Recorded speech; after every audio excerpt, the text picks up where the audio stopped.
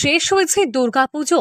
আপামর বাঙালির মন ভার করে আবার এক বছরের জন্য দেবী দুর্গা কৈলাসে ফিরে গিয়েছেন। দুর্গাপুজো শেষ হতে না হতেই বাংলার ঘরে ঘরে শুরু হয়ে গিয়েছে কোজাগরী লক্ষ্মীর আরাধনার তোড়জোড়। হাওড়া জেলার বেশ কিছু অঞ্চল লক্ষ্মী পুজোর জন্য বিখ্যাত। জেলার বেশ কয়েকটি গ্রাম লক্ষ্মী পুজোর উৎসবে মেতে ওঠে। দুর্গাপুজো বাঙালির শ্রেষ্ঠ উৎসব হলেও যে গ্রামগুলিতে দুর্গাপুজোর থেকেও বেশি আনন্দ বা উৎসবের লক্ষ্মী পুজো। বাগনানের জোকা গ্রামে দুর্গাপুজো নয়, লক্ষ্মী পুজোই মূল উৎসব। বছরভর লক্ষ্মী পুজোর দিকেই তাকিয়ে থাকেন গ্রামবাসীরা। লক্ষ্মী পুজোতেও তাই থিম, বিষয় ভাবনায় অভিনবত্বের ছোঁয়া। জোকা গ্রামে প্রায় 25টি লক্ষ্মী পুজো অনুষ্ঠিত হয়। খুব বড় বাজেট না হলেও মণ্ডপে মণ্ডপে বিভিন্ন থিম। আশা করছি তো প্রতি বছরের মতোই এই বছরও আমরা যথেষ্ট নাম অর্জন করব। নিত্য নতুন একটা জিনিস দিয়ে আমরা ঠাকুর প্রতিমা তুলে ধরব। আমরা গত 3 বছর ধরে এই পুজো করে আসছি। এইবারও আমাদের চিন্তাভাবনা হচ্ছে সবুজকে তুলে ধরা।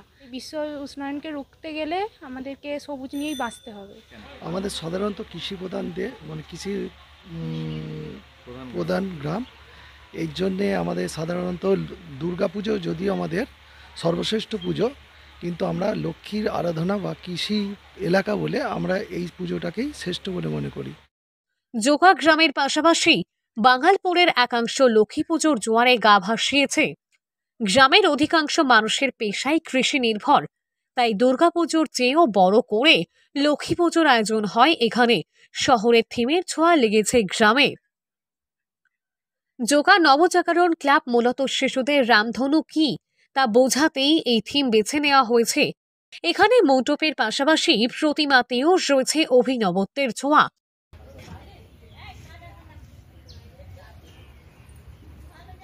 প্রথমেই বলি, যেহেতু আমাদের পশ্চিমবঙ্গের মুখ্যমন্ত্রী মাননীয় মমতা ব্যানার্জি, ওনার হাত ধরেই আমরা মহিলারা এগিয়ে এসেছি এই পুজোটা করার জন্য। আমরা তো সেরকমভাবে সময় পাই না, তাই আমরা 40টা মেয়ে মিলে ভাবলাম যে ঠিক আছে আমরা একটা পুজো করি। আস্তে আস্তে অনেক মহিলারাই সামিল হচ্ছে।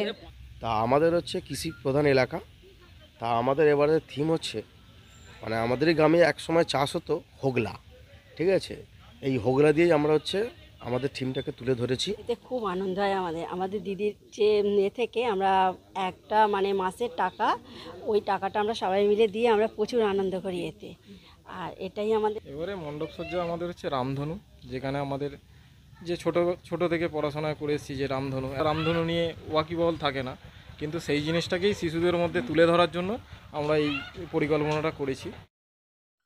জোকা ইন্টারন্যাশনাল ক্লাবের লক্ষ্মী পুজো এইবারে তাদের থিম ময়ূরপঙ্খী, যা মানুষকে আকর্ষণ করবে বলে আশাবাদী।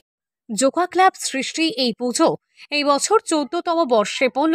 শিল্পীর হাতের অভিনব কারুকার্য এই ক্লাবের পুজোয় ফুটিয়ে তোলা হয়েছে।